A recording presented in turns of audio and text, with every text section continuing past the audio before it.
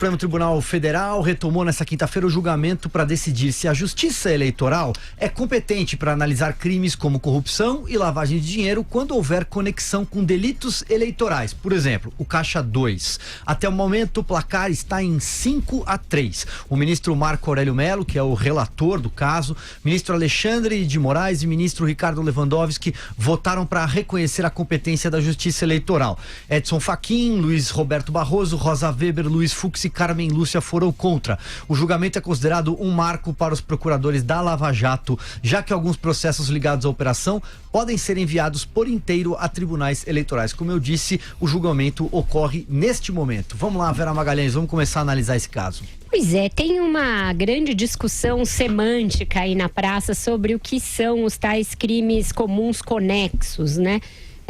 Ao crime de Caixa 2 e a outros crimes eleitorais. Porque diz o Código Eleitoral, no seu artigo 35, compete aos juízes processar e julgar os crimes eleitorais e os comuns que lhe forem conexos, ressalvada a competência originária do Tribunal Superior e dos tribunais regionais. Então é a isso que estão se apegando os ministros que votaram até agora pela procedência do agravo movido pelo Eduardo Paes e pelo Pedro Paulo. Portanto, que sim, esses crimes conexos continuam sendo da alçada da Justiça Eleitoral, mas eu acho, e eu tendo a concordar com o ministro Marco Aurélio nisso, que se está fazendo um pouco de barulho à toa nesse caso. Porque é óbvio que se houver toda uma corrupção desdobrada de um Caixa 2 e que não seja imediatamente contígua a esse crime de Caixa 2, continuará havendo liberdade para que procuradores investiguem, para que a Polícia Federal investigue e para que juízes federais ou estaduais julguem esses casos. Quem vai impedir? Quem vai dizer, não, isso aqui não é da alçada? Por exemplo, no caso da Petrobras, eu fiquei fazendo esse exercício ao longo do dia de hoje. Quais seriam as condenações que cairiam mediante esta interpretação? Eu não consegui chegar a nenhuma. No Lula, por exemplo, não tinha Caixa 2 eleitoral ali. Todas aquelas condenações dele se deram pela acusação de pagamento de propina em virtude do cargo que ele ocupava.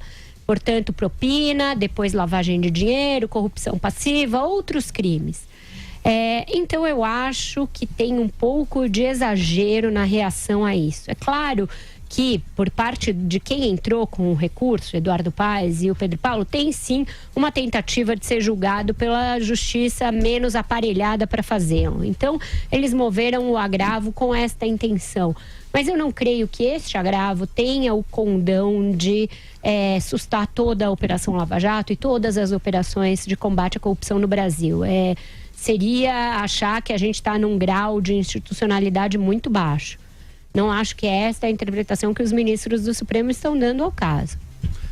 Mas é claro que outros condenados vão tentar dar um jeitinho de pegar uma carona nessa interpretação. Cabe aí, caso a caso, a juízes e procuradores sustentarem as denúncias e depois as condenações com base em outros códigos eleitorais outros códigos que não eleitoral. O Código Penal tem outras leis que garantem que esses crimes sejam julgados pela Justiça Comum.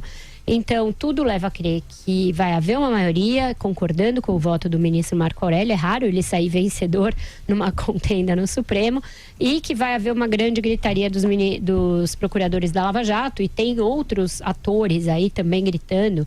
O ministro da Justiça, Sérgio Moro, também está entre os que acham que isso é, sim, um risco às investigações.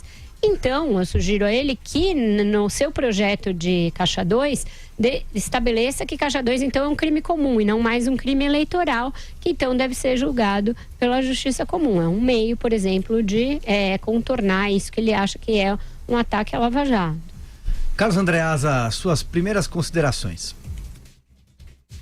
Vou falar a mesma coisa que eu falei aqui ontem. Para mim, mais um exemplo da capacidade de mobilização dos procuradores, ou de parte dos procuradores da Força Tarefa da Lava Jato em Curitiba, valoroso trabalho, mas que são mestres em fazer tempestade em copo d'água. de modo que toda semana tenha algo que ameaça a Lava Jato, que bota a Lava Jato em risco, que vai comprometer o trabalho da Lava Jato.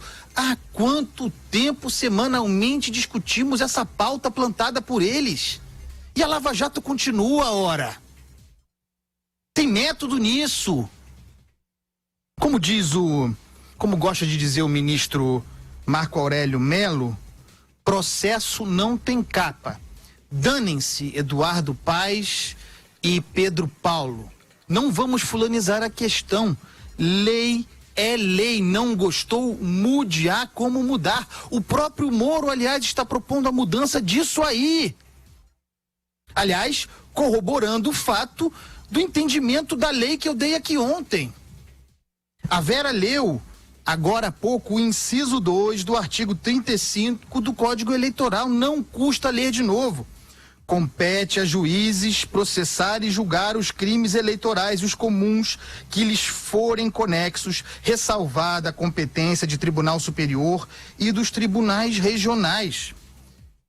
Repito o que disse ontem. Se há uma acusação original de crime eleitoral e este carregue consigo crimes conexos de outra natureza, a competência é do juízo eleitoral.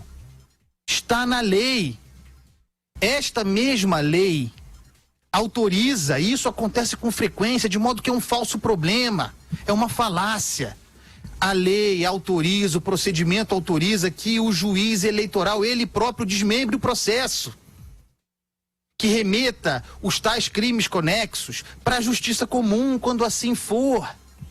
Isso já está acontecendo, ou não haveria Lava Jato como nós a conhecemos. É um falso problema, é uma cortina de fumaça. Eu quero saber da fundação. Eu quero saber da fundação que o Ministério Público tenta criar para gerir fundos públicos. Isso é que eu quero saber. Algo se quer esconder aí. Aí vai dar encrenca com o Joel de novo. Mas já vocês falam sobre isso. Primeiro deixa ele falar sobre o Supremo, a votação primeiro que tá Supremo, acontecendo agora. Depois a gente entra na fundação também.